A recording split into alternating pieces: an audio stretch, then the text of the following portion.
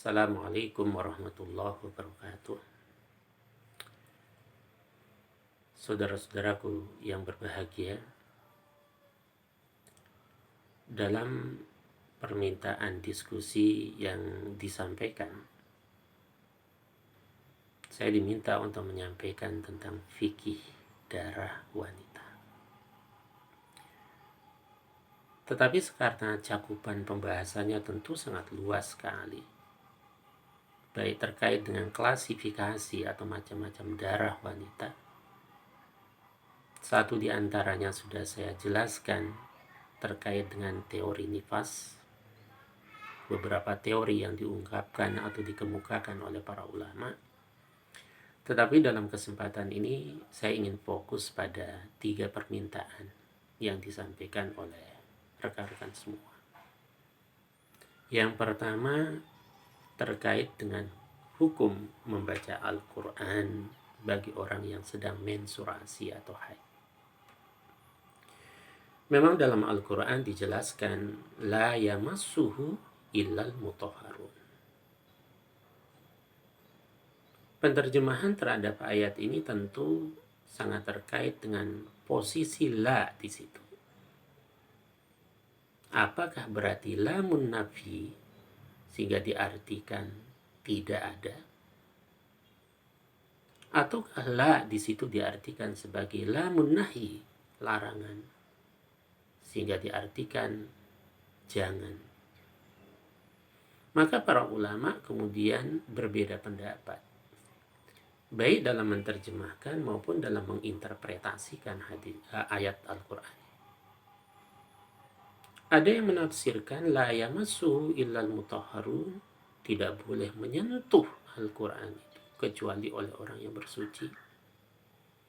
Dan ada pula yang mengartikan tidak bisa tersentuh Al-Quran yang ada di Lauhil Mahfuz kecuali oleh mereka yang disucikan. Banyak para ulama menjelaskan bahwa ayat ini menegaskan tentang larangan menyentuh, membuka, dan membaca Al-Quran bagi orang-orang yang tidak suci, baik karena dia berhadas kecil maupun berhadas besar. Tapi sebagian ulama, termasuk dalam kitab-kitab tafsir, ditegaskan bahwa Al-Quran tidak bisa tersentuh atau disentuh kecuali oleh yang disucikan, yaitu para malaikat. Al-Quran yang mana? Tentu Al-Quran yang ada di Lauhil Mahfuz. Nah, sehingga menurut hemat saya dan paham yang saya ambil atau yang saya pegang, bahwa makna la yamassuhu illal mutahharun di sini adalah bukan lamun nahi, tapi lamun nafi, bukan larangan, tetapi di sini adalah terkait dengan informasi Al-Quran itu tidak bisa tersentuh. Ketika diturunkan dari Lauhil Mahfuz, berbeda halnya dengan kitab-kitab suci sebelumnya. Tapi ketika Al-Quran itu diturun dalam surat Al-Jin ditegaskan, wa may yastami'il 'an yajid lahu shihabar rasada. Para jin, ifrit, dan lain sebagainya tidak bisa mencuri informasi wahyu ketika Al-Quran itu diturunkan. Nah, maka konsekuensinya, jangankan wanita muslim yang sedang menstruasi, orang kafir pun ketika dia ingin belajar Al-Quran, misalnya orang kafirnya itu ada di Arab sana, pahamnya atau ngertinya bahasa Arab, dia ingin mempelajari Islam, dibuka Al-Quran, apakah tidak boleh? Padahal Allah sendiri menyifati salah satu sifat dari Al-Quran itu adalah hudan linnas, di samping hudan lil muttaqin, petunjuk bagi manusia.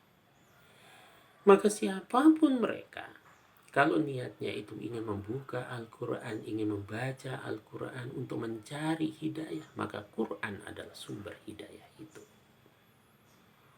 Tetapi kalau niatnya itu melecehkan, jangankan dia dalam keadaan berhadas, dalam keadaan bersuci, dan bahkan orang yang mengaku Islam pun, maka itu adalah satu dosa dan pelanggaran hukum yang berat. Saya pernah mengenal salah seorang tokoh dari penganut agama lain, yang justru dia masuk Islam itu karena membaca Al-Quran, yang kebiasaannya membuka dari kiri ke kanan. Akhirnya yang terbaca pertama kali adalah surat Al-Ikhlas. Dia menemukan kesejatian makna dari tauhid, masuk Islam. Nah, tapi tentu idealnya kita sebagai umat Islam, ketika kita ingin membaca, ingin berinteraksi dengan Al-Quran sebagai kitab suci kita, maka etikanya kita harus berwudu, etikanya kita harus dalam keadaan suci. Tapi ketika orang itu membaca tidak dalam keadaan suci, dia tidak sampai berdosa, tapi secara akhlak, secara etika kurang pantas. Belum lagi nanti kita bicara tentang Quran digital dan lain sebagainya. Ini yang pertama. Jadi orang yang sedang menstruasi tidak terhalang untuk mendapatkan pahala dari bacaan Al-Quran, zikir kepada Allah, ibadah-ibadah tertentu yang diperbolehkan, kecuali tentu yang tidak diperbolehkan seperti sholat, puasa, dan lain sebagainya. Dalam ilmu psikologi ditegaskan bahwa orang yang sedang menstruasi itu berada pada instabilitas emosi, tidak stabil, gampang marah, gampang cemburu, gampang emosi. Karena itu salah satu solusinya adalah zikir. Dan satu bentuk zikir itu adalah qiraatul Quran. Tentu dengan cara yang terbaik, dengan apresiasi dan sikap yang terbaik. Kemudian yang kedua, pertanyaannya adalah bagaimana kaitannya dengan mengqadha puasa. Saya kira ini sudah sangat lazim sekali bagi mereka yang sedang menstruasi, yang sedang berhalangan, maka dia mendapatkan rukhsah dari Allah, keringanan untuk tidak berpuasa pada saat atau selama mengalami menstruasi, dengan konsekuensi fa'iddatun min ayyamin ukhar, harus diganti, diqadha kata orang pada waktu atau bulan-bulan yang lain. Cara mengqadhanya bisa mutatabi'ah, secara berurutan, sekaligus misalnya berapa hari dia menstruasi, lalu diganti juga sesuai dengan jumlahnya. Tetapi juga bisa secara tidak berurutan. Bulan ini puasa 1 atau 2 kali, kemudian berikutnya sampai jumlah hari yang ditinggal. Begitu pula dengan laki-laki yang karena uzur tertentu, uzur syar'i, sehingga mendapatkan rukhsah namun punya konsekuensi untuk mengganti. Maka sama prosesnya, caranya, bisa secara berurutan, bisa secara tidak berurutan. Kemudian persoalan yang ketiga yang ditanyakan terkait dengan kafarah terhadap pasutri atau suami istri yang melakukan hubungan jima pada saat berpuasa di bulan Ramadan. Banyak paham yang mengatakan bahwa yang terkena kafarat itu adalah baik suami maupun istri. Tapi dalam perspektif yang lebih utuh ketika kita membaca dan memahami hadis Nabi Sallallahu Alaihi Wasallam yang diriwayatkan dari sumber sahabat Abu Hurairah radhiyallahu anhu, pada hadis itu dijelaskan Abu Hurairah mengatakan, "Bainama nahnu julusun 'inda Rasulillah sallallahu alaihi wasallam, id jaa'a rajulun." Ketika kami duduk bersama Nabi sallallahu alaihi wasallam bersama Rasulullah, lalu seorang laki-laki datang. Faqala, lalu dia bertanya kepada Rasulullah atau berkata kepada Rasulullah, "Halaktu." Saya binasa ya Rasul, saya binasa. Lalu Rasulullah bertanya, "Qala malaka?" Apa gerangan yang terjadi pada dirimu, wahai fulan, wahai sang laki-laki, wahai sahabat? Qala, lalu dia mengatakan, waqatu ala imro'ati. Saya melakukan hubungan pasutri, melakukan jima dengan istriku.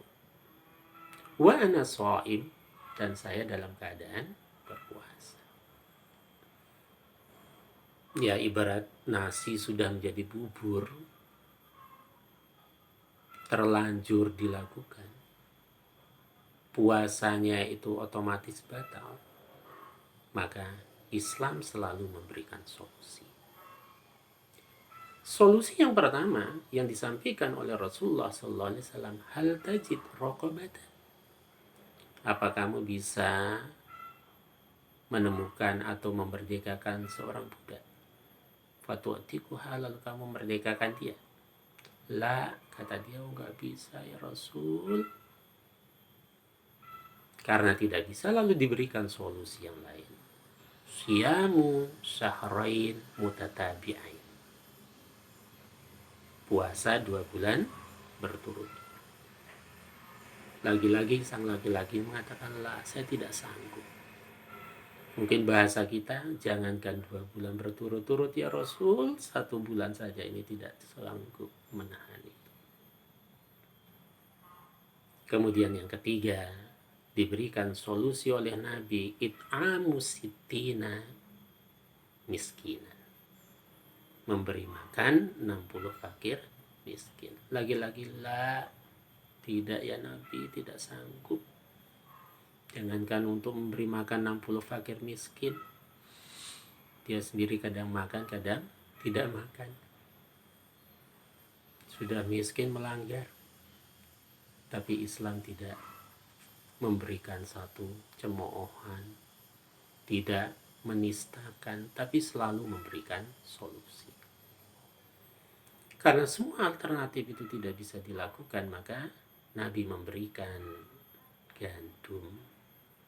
Ada yang menjelaskan 1 bakul gandum atau 1 karung gandum. Bahasa kita, nyoh ini loh. Sekarang pergi kamu kasihkan kepada 60 fakir miskin. Ternyata begitu dia sudah melakukan itu, dia kembali ke hadapan Nabi sallallahu alaihi wasallam, ya Rasulullah, tidak ada seorang pun yang lebih miskin dari saya. Lalu Nabi memberikan gandum itu kepada si laki-laki. Silahkan, kamu bawa pulang dan kamu beri makan anak istri. Hadis ini tegas bahwa ketika pasutri atau suami istri itu melakukan hubungan itu, tentu ada 2 pihak yang terlibat. Jika istri itu mendapatkan konsekuensi membayar kafarah, maka Nabi pun akan menjelaskan, tidak hanya kepada sang suami.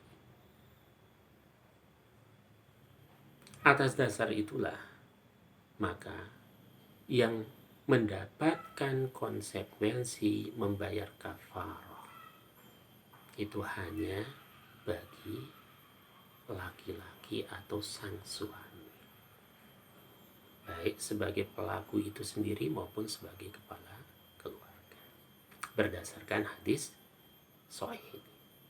Saya kira 3 hal ini yang saya sampaikan sesuai dengan permintaan.